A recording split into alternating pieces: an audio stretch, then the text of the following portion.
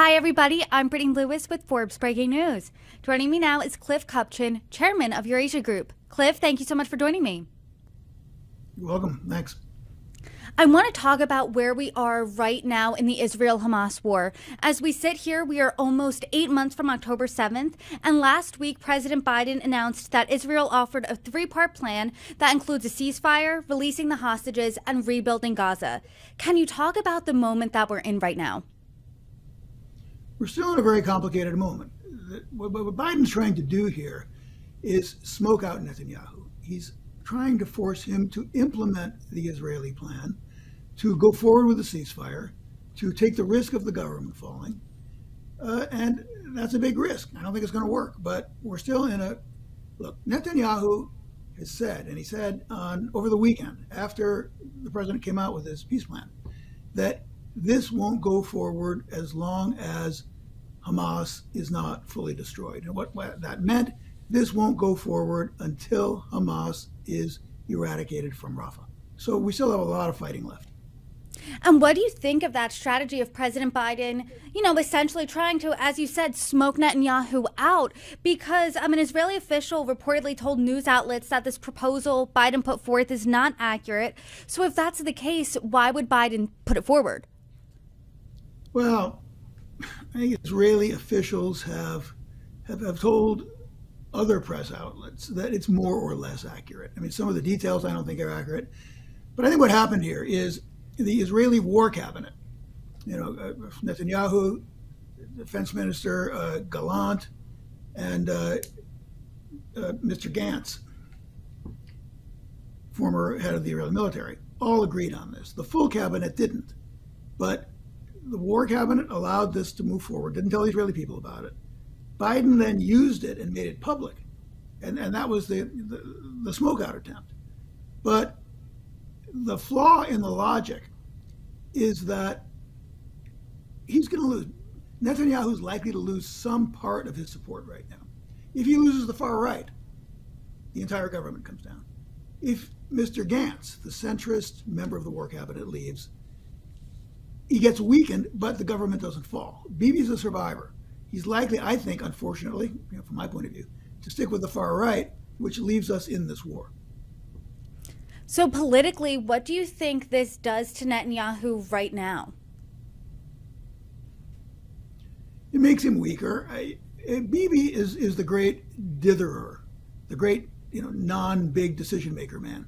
He's known to be decisive and hardline, but throughout his rules, whether it's attack Iran, make other big, bold decisions, he doesn't really do it. He's very, very careful, very, very studied, very kind of chess-like in the way he makes decisions.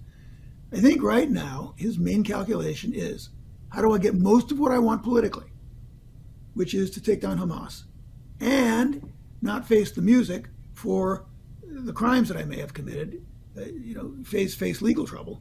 I do that by doing nothing definitive. If I have to make a choice, sticking with the right so that my government doesn't fall. And that's the thin gray line of the many thin gray lines I can walk. That's the one that looks the best to me. I want to talk about another line, and that was President Biden's red line, which was a Rafah offensive. And a little bit over a week ago, there was an Israeli airstrike in Rafah that led to the international All Eyes on Rafah movement. It was largely condemned worldwide. Do you think this Biden smoke-out attempt had anything to do with what could have been the crossing of his red line? I don't think that it crossed the U.S. red line. I mean, the U.S. red line, to me, is as clear as mud. It's, when John Kirby has explained it, it is, no massive troop formation here, no combined armed formation there. It's got this list of, really hard to meet criteria. The main thing implicit in Biden's red line is no massive frontal assault on Rafah the way you did Gaza City and Han Yunis, where you leveled the cities.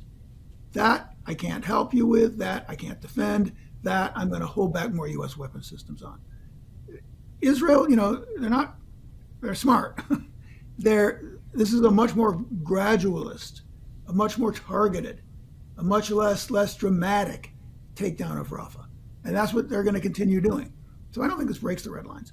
I think that just like with the kitchen workers, this strike last week was a massive PR and humanitarian setback for the United States. Every time Israel hits a tent city or a bunch of aid workers, it's a nightmare for the U.S. and for Israel, both of whom are taking an unprecedented and historically unprecedented beating in international public opinion.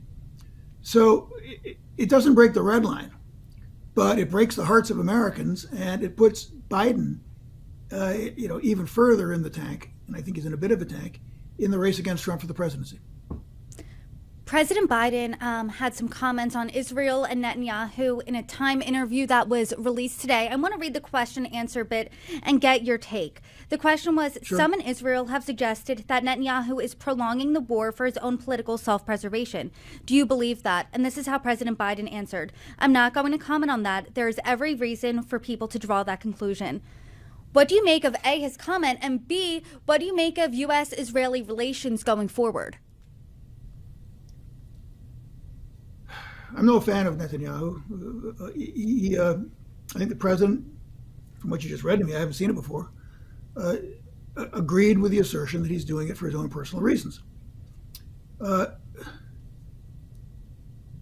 Again, as someone very critical of Netanyahu and this extremist Israeli government, I don't think that's fair. I just don't think it's fair. The majority of Israelis support Netanyahu's war goals. This is very much of a fortress Israel bunker mentality. Bibi Netanyahu, for the first time in months, is now polling ahead of Gantz as far as preferred next leader. He just pulled ahead over the last week. So Netanyahu's on the rise. Many Israelis support his war policies. So it's hard for me to argue, unfortunately, that this is only because of his personal goals. It would likely be partly on behalf of his personal goals. But I can't get from here to there on the only thing. And what do you think the United States' relationship with Israel looks like going forward? Even, let's say there is a ceasefire deal that's reached, what does that look like? Well, ceasefire, one could envision. The first 6 weeks, you get most of the hostages out. Israel moves away from population centers. A lot of aid goes back in. You get, a number of prisoners released for hundreds of hostages released for hundreds of Palestinian prisoners. You can kind of get from here to there. What I have trouble envisioning is what comes next, because I think war probably comes next again. Netanyahu would want to finish the job. The Israeli public would probably want to finish the job of taking down Hamas. And I'm not sure that Hamas, is a lot more interested in this ceasefire than Netanyahu is. There are these two right-wing extremists kind of feeding each other right now, this really, really bizarre kind of political formation. I think that Hamas is gaining immensely by this unthinkable before the war, global reputational takedown of the state of Israel. And I don't think that Yahya Sinwar cares deeply about Palestinian lives. I think he cares about himself as an historical figure. I don't think that they would agree to the ceasefire. So that's kind of where we are. So saying all of that about Hamas, about Sinwar, you don't think there's any indication Hamas is going to accept this proposal? Any indication? I mean, this is how many days we've been through. We've seen this movie dozens of times. I see nothing new about the Hamas response, first. Secondly, I was just in Qatar, 3 weeks ago. And the Qataris tell me, and some of these are the guys, who are in the room where it happens, or close to the room, that every time the sides get close to an agreement, the side that thinks it's got something to tactically gain by walking away walks away. So given the pattern, given the history, I am leery about a ceasefire. So Cliff, what do you think is missing from this international conversation? Because it's a conversation that's been going on for now 8 months. I mean, this conflict has been going on for much longer than that. So what do you think's missing here? I don't think much is missing because there are a lot of smart people saying a lot of stuff, right? So when that happens, it's hard to miss things. I think what people are missing is the reality that this is likely to go on until Netanyahu and his government believe that Hamas is more or less destroyed. Less than total victory, which again, over the weekend, if you watch the details, he didn't repeat a bunch of kind of unclear statements coming out of Netanyahu over the weekend. He didn't repeat his total victory mantra, meaning he might have climbed down a little bit in his goals. But unless Bibi believes that Hamas is operationally incapable of doing another October 7, which Biden claimed, the Israelis don't agree with that, they're going to keep going. So where this is headed is Israel facing a pretty severe insurgency, at least in the near term. Israel providing the general security environment, call it occupation, call it whatever you want, but Israel controlling Gaza until there's some kind of handoff. Not going to happen that quickly, I don't think. We're heading towards a much less bloody, but still bloody, highly unstable, and highly escalatory in the sense that it will keep, the Northern Front, the Israeli fight with Lebanon going. It'll keep Israel-Lebanon going. It'll keep the Houthis shooting. So we're not heading for an equilibrium in Gaza that will allow either Gaza to calm down or will allow the myriad of other conflicts that are being driven by the Gaza conflict to calm down. To me, that's the sad reality. And so what are you looking out for next, especially when it comes to the United States' role and relationships in all of this?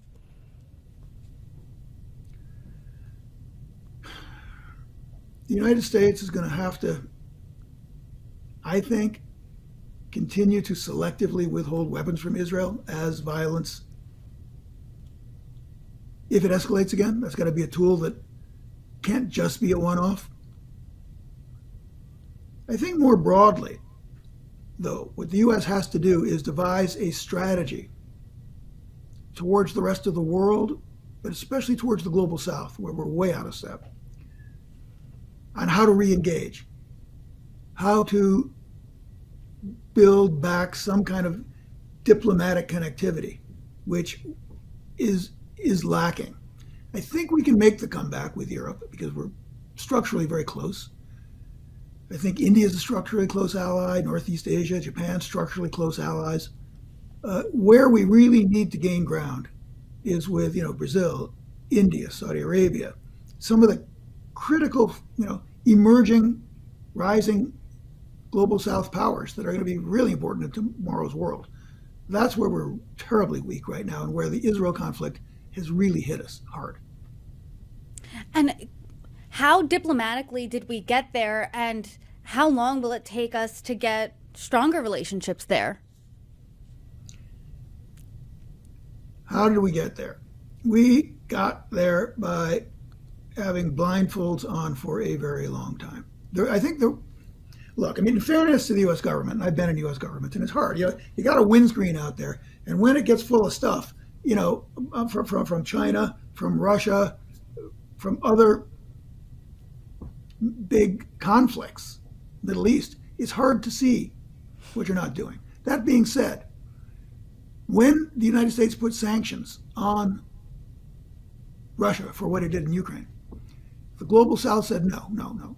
We're not going to pay higher energy prices and higher food prices for a war that is not our war. And the United States was caught way off guard, and has been and then began trying to catch up from behind. By the time of last year's G20 in Delhi, in India, the United States was back in, I think, really caught up with the global South. Multilateral Development Bank reform, making the Organization for African Unity a member of the G20. Some really kind of cool stuff that we actually supported and led. Now, that has been totally squandered with the war in the Middle East. So we seem to fill the bucket and dump it, fill the bucket and dump it. That's the pattern so far. How we can fill the bucket and keep the water in it is a task that we haven't succeeded in yet. And if I were in the Biden administration, I would be kind of focusing on. If I was head of policy planning in the Biden administration, that would be probably my top issue. Cliff Kupchan, thank you so much for your insight, your expertise. I enjoyed the conversation. I hope you can come join me again soon. That was fun. Anytime. See you.